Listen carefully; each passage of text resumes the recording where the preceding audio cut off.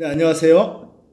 네, 오늘은 이제 우리 이 조직신학의 사실은 평신도가 할 수 있는 조직신학의 하이라이트인 종말론, 그리고 사후세계, 그리고 예수님의 재림, 그 다음에 어떤 일이 있는지를 우리가 좀 최대한 쉽고 간편하게 최대한 한번 노력해 보도록 하겠습니다. 그래서 여러분의 신앙에 도움이 될 수 있었으면 좋겠습니다.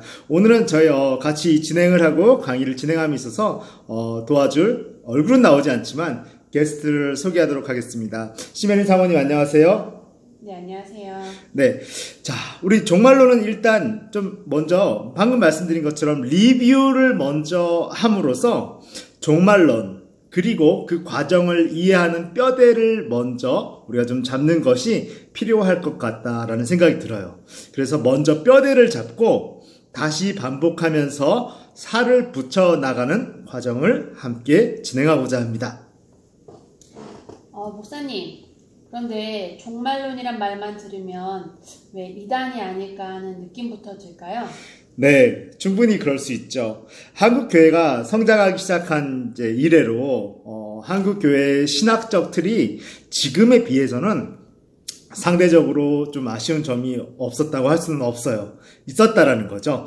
그럼에도 불구하고 또 부어주시는 은혜를 좀 올바로 해석하지 않거나 해석하지 못하고 이단 사상에 빠지거나 또는 자칭 교주를 이렇게 자칭하는 경우가 없지 않아 상당히 많았습니다. 그런데 특히 종말론을 이제 단골로 이용해 먹었던 것 역시 사실인 거죠. 그러므로 인해서 한국 기독교는 어쩌다 보니까 종말론 또는 휴거론 이런 것만 들어도 이단이라는 무의식적인 공식이 생겨버린 것 같아요. 어쩌면 목사님들조차도 그동안 그 부분을 안 건드리는 게 좋다고, 건전하다라고 무의식적으로 그렇게 분위기를 좀 형성해 온 것 역시 사실인 거고요. 그럼 종말론을 다루는 계시록은 특히 상징적이어서 위험하지 않나요? 신천지 같은 이단 종교에서 더욱 많이 다루는 것 같기도 하고, 그래서 뭔가 모르게 좀 편하게 다가오지 않는 것 같아요. 네, 물론 종말론은 상당히 상징적이고 묵시문학이라고도 합니다. 상징적이라는 거죠. 그렇게 함부로 판단하고 함부로 해석하면 굉장히 곤란할 수가 있어요.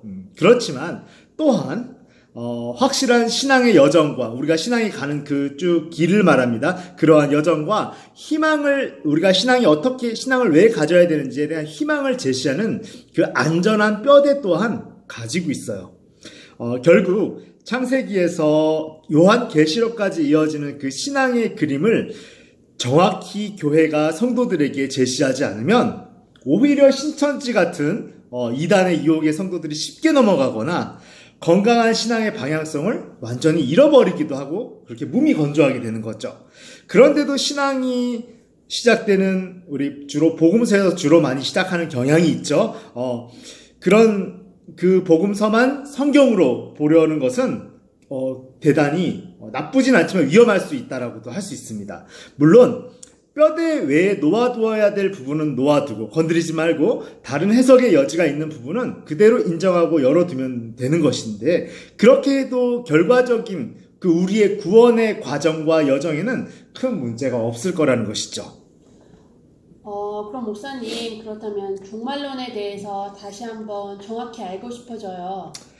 네, 그렇다면 조금 전 제가 제시해드린 건전한 원칙들을 가지고 한번 시작해 볼게요. 일단 먼저 예수 그리스도 이후의 시대를 우리가 흔히 교회 시대라고 합니다. 지금 우리가 살고 있는 시대를 포함하고 있는 것이죠. 그런데 막상 시작하려고 하니까 666 베리칩이 먼저 생각나고 마주하기가 두렵네요. 네, 그럴 수 있겠죠. 그럴 수 있습니다. 특히 흔히들 우리 666 또는 베리칩에 대한 경고를 많이 들어봤을 거예요. 제가 신학대학원을 다닐 때도 이 베리칩 공포를 전염시키는 베리칩 전도사님들이 있었습니다. 물론 제가 붙여준 별명이지만 결론부터 이야기하자면 성경적으로 고민할 가치가 없는 공포감이라는 거예요.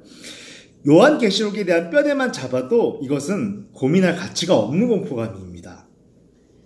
종말하면 대환란을 어떻게 견딜지, 그리고 666과 베리집이 어디서 다가올지 여전히 겁이 나는데요.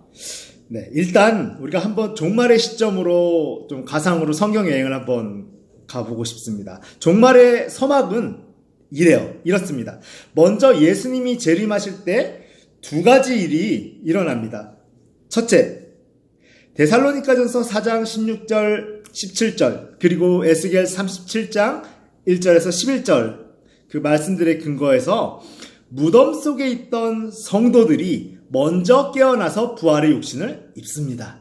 그리고 나서 그 다음 순서로 아직 살아있던 자들도 당연히 부활의 몸을 입겠죠. 확실한 것은 우리 지금 살아있던 자들이 먼저 공중잔치에 참여하지는 않는다는 거예요. 그것이 확실합니다. 공평하죠? 그리고 두 번째로 죽어서 부활한 자와 우리 살아서 부활의 몸으로 변화한 자 모두 하늘을 향해 쭉 올라갑니다. 물론 사람이 상상할 수 있는 표현이긴 하지만 어쨌든 요한계시록 19장 7절에서 9절에 그렇게 아름답게 멋있게 표현하고 있어요. 그럼 예수님이 재림하실 때 우리는 예수님보다도 돌아가신 성도님들과 먼저 다시 만나겠네요? 그때까지 살아있는 상태라면요? 네, 그것이 성경의 증언입니다. 그리고 이것이 바로 휴거의 시작인 것이죠. 찬송가처럼 우리 나팔소리와 함께 예수님이 재림하실 때 우리는 공중으로 휴거되어서 공중으로 표현되는 시공간적 영역에서 예수 그리스도 어린 양의 혼인잔치를 우리가 누리게 됩니다. 우리가 신부로서요. 그 기간 동안 체감되는 시간은 아마도 지구에 남아있는 사람들이 체감하는 시간과 같지는 않을 것 같아요. 이것은 여러분의 각자 묵상하시면서 상상하시기를 제가 좀 열어드리고 싶습니다. 갑자기 궁금한 게 있어요. 그러면 예수님이 다시 오시기 전에 먼저 죽은 성도는 일단 깊은 잠을 자다가 깨는 건가요? 왜냐면 천국 간증을 들어보면 완성된 천국에 다녀온 사례가 많잖아요. 네. 중간기 상태면 대기 상태 같은 건데 왜 벌써 천국에 있는 건지 헷갈려요. 네, 간단하고 정확하게 말씀드릴게요. 예수님이 다시 오시는 재림 이전에 죽은 성도는 그 아브라함의 품이라고도 불리는 낙원 같은 곳에서 우리 부활 대기 상태로 있게 됩니다. 이것을 성도의 사후 세계 또는 중간기 등으로 표현하는데요. 누가복음 16장 23절 또는 시편 17장 15절에 근거하면 중간기에는 육신이 있을 때와 똑같이 그 주변 사람이 누구인지 알아보는 그런 인지할 수 있는 의식이 있어요. 그러니까 결코 수면 상태도 아니고 소멸된 상태도 아닌 것이죠. 분명한 것은 우리에게 있어서 하나님의 품이나 부활한 이후나 너무나 좋은 황홀한 상태라는 것이에요. 그것이 분명하고 좋은 것입니다. 그렇기에 종말의 단계적인 구분은 우리가 할 수 있고 성경이 제시한 것이지만 너무 깊이 그 상태가 어떤 상태인지 막 연구하고 그럴 필요는 없습니다. 성경이 그것은 그닥 중요하지 않으니 알려주지 않는 것이고요. 그냥 좋다고 알고 있으면 충분하다라는 거예요. 우리가 좀 더 생각을 해본다면 지금 천국 간증을 하시는 분들 저는 대부분 진짜라고 믿고 싶습니다. 그리고 믿어지고요. 그분들의 간증이 완벽하게 신학적으로 이런 구조적인 일치를 해야 될 필요는 없습니다. 사도 바울 역시 아마 끝까지 지구가 둥글다라는 과학적 사실을 모르고 죽었을 확률이 성경적으로는 매우 높습니다. 사도 바울에게 그것을 알려주실 필요가 없었던 것 같아요. 마찬가지로 사람들이 천국 간증을 할 때 만난 사람들은 순서적으로는 반드시 우리가 성경적 순서로는 낙원의 대기 상태라고 할 수 있는 것이 확실할 수밖에 없겠죠. 그럼에도 불구하고 그들을 우리에게 간증케 하시는, 그들을 만나게 하시고 간증케 하시는 하나님은 그냥 여기 지금 지구에 다시 살아난 사람들이 간증할 때 천국이 아름답더라, 그리고 완벽하더라 라는 것을 간증하게 하시는 것의 목적이 있으시라고 믿습니다. 그 목적이 중요한 것입니다. 그러니 그들의 천국 간증을 꼭 신학적으로 검토하는 것은 그다지 의미가 없다라고 봅니다. 그냥 은혜 받으면 될 것 같습니다. 그럼 휴거 이전에 죽은 불신자들은 어디에 있을까요? 예수님을 안 믿고 지금까지 죽은 사람들이 포함해서요. 그들은 중간기 상태는 어떤 모습인가요? 네, 좋은 질문입니다. 물론 현재 진행형인 현상에 대한 그런 질문인 것이에요. 그들은 육신의 사망과 동시에 마귀 세력에 붙들려 갑니다. 정확히 그들과 그런 마귀들과 그들을 붙들어간 마귀들과 어떻게 지내고 있는지는 성경이 구체적으로 알려주지는 않고 있습니다. 그렇기에 거기에 관심 가질 필요가 없으니 궁금해하지 말라는 것인 거예요. 성경의 말은. 단지 마귀의 수중에 있는 동안 마귀가 마음대로 지휘할 권리가 있을 수 있다고 봅니다. 자, 이러한 신학적 사고를 제가 팁으로 드리는 것은 성경이 허용하는 원칙 안에서 상상을 하는 것은 자유라는 거예요. 하지만 성경이 허용한 원칙 하에서 가능한 상상을 혼자서 하면서 묵상하는 것을 넘어서서 성경이 말하지 않은 것까지 이럴 것이다 라고 장담하고 결론을 내서는 안 되겠죠.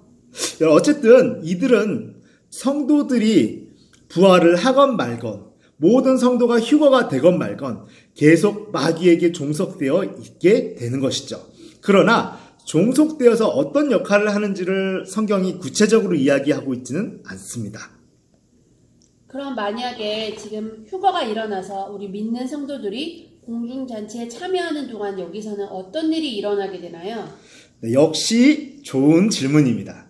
자, 그렇게 재림과 예수님이 다시 오시는 그 재림과 동시에 휴거가 일어나죠. 그 이후에 바로 이때 휴거되지 못하고 남아서 살아있는 자들에게는 드디어 7년 대환란이 시작되는 것이죠. 성경 전체가 우리 믿는 성도들, 예수님이 다시 오실 것을 믿고 구원받은 성도들에게는 7년 환난이 없을 것이라고 선언하고 있다는 것을, 선포하고 있다는 것을 한 번이라도 우리가 눈여겨볼 필요가 있습니다. 그럼에도 불구하고 7년 환난을 배경으로 할 수밖에 없는 이 666이라든지 베리칩이라든지 이런 공포를 주는 것은 사실 성경적으로 납득이 안 되는 것이죠. 또한 베리칩의 그런 악마적인 기능은 이미 우리 삶 속을 우리가 타락한 이래로 이미 우리 삶 속에 들어와 있습니다. 그것을 우리가 절대 성경관으로 들여다본다라면 그렇게 해당된다고 의심되는 것은 이미 너무 많아요. 이제 와서 뭘 그렇게 막 두려워하고 공포감을 가질 필요는 없다라는 것이죠. 그런 수준의 배교는 사실 배교가 아니라 죄성으로 일어나는 연약함의 관점에서 보는 것이 더 성경적입니다. 자, 666과 베리칩을 받는 차원의 그런 배교, 우리가 그것을 두려워하고 경계하려고 하죠. 그런 배교는 휴거 이후에 남겨진 불신자의 마지막 희망에 관련된 조건적 선택에 관련된 그런 것이기 때문입니다. 자, 어쨌든 그 7년 대환난과 무관한 것이 우리와는 무관한 것이 은혜임을 여러분 고백하시기를 좀 축복하고 싶어요. 교회는 그리스도의 몸입니다. 그렇기에 예수님이 십자가에서 심판받아버리신 이래로 예수님이 다시 오실 때까지는 결코 대환난의 심판대에 설 수도 없고 설 필요도 없는 것이죠. 제가 좀 더 마음을 편안하게 해드릴게요. 마태복음 24장 37절에서 42절에 예수님은 그 노아 때의 홍수 심판과 그 다음에 롯 때의 소돔과 고모라 심판을 예로 드십니다. 그러면서 성도의 모임인 교회가 대환난을 통과하지는 않을 것이라고, 대환난을 통과할 일은 없을 것이라고 마음 편안하게 해주시고 약속하셨어요. 그러니 예수님을 믿는 성도라면 666 또는 베리칩 등의 공포는 더 이상 성경적인 고민이 아닌 것이죠. 자, 누가복음 21장 34절에서 36절에도 예수님은 깨어 있으라고 하십니다. 그 목적이 무엇일까요? 그 이유는 장차 올 모든 환난을 피하기 위함이라고 하십니다. 대환난과 상관없어야 된다는 것이에요.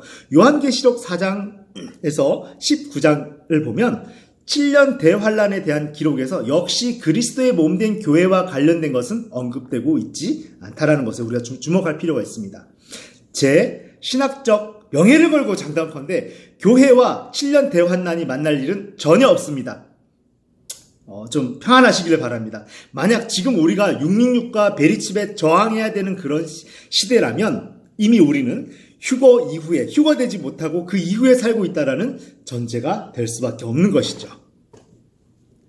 그럼 휴거 이후 공중에서 어린 양의 혼인잔치에 신복이 된 우리가 축제를 즐기는 동안 동시에 7년이라는 기간에 현재 상태 세상에서는 대환란이 시작된다는 거네요. 네, 맞습니다. 정확히 이해하셨어요. 바로 이때 휴거되지 못하고 남겨진 자들에게 666이라든지 베리칩이라든지 그것이 의미가 있었으면 있었지, 휴거될 우리와는 관련이 없는 것이 은혜입니다. 그래도 대환란 가운데 있는 자들이 예수님을 믿지 않고 그냥 육신이 죽어버린 자들보다는 낫다고 볼 수 있겠죠. 왜냐하면 기회가 있기 때문입니다.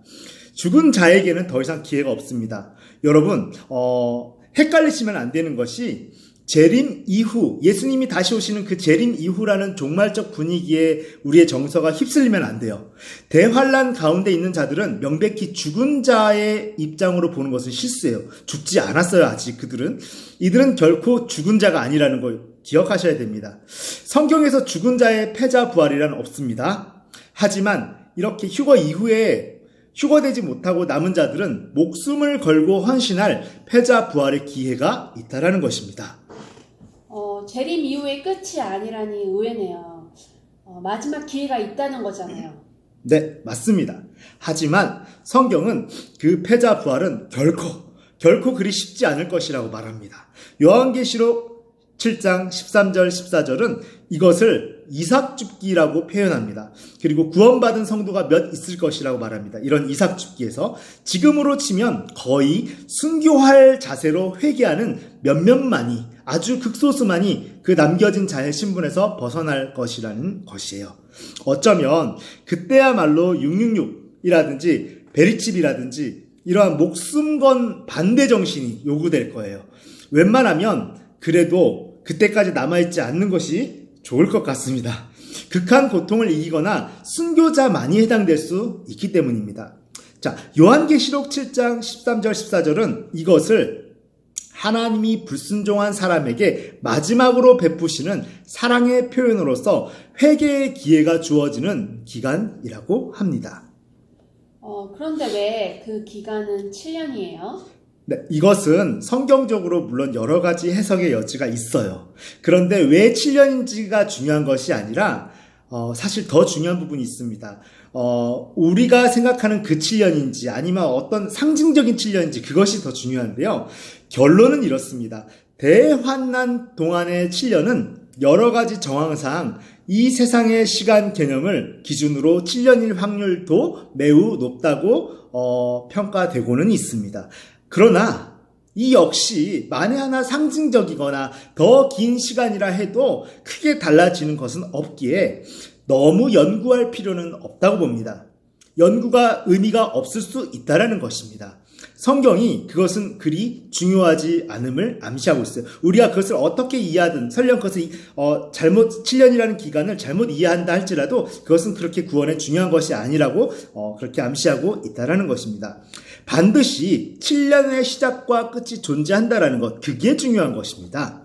우리는 그 기간이 실제로 어떤 길이의 시간이든 간에 혼인잔치라는 그 축제, 아까 축제라는 표현을 하셨는데 너무 좋은 것 같아요. 행복한 시간일 것이고요. 7년 환란의 그 전개 과정 역시 상징적 해석의 가능성도 높고 남아서 666과 베리칩에 저항하며 패자 부활에 참여할 사람에게 해당될 것이기 때문에 다음에 시간이 있다라면 이 전개 과정은 다시 한번 하겠습니다. 혹시 당장 이 과정을 꼭 알아둘 필요가 있으신 분은 없기를 축원드립니다.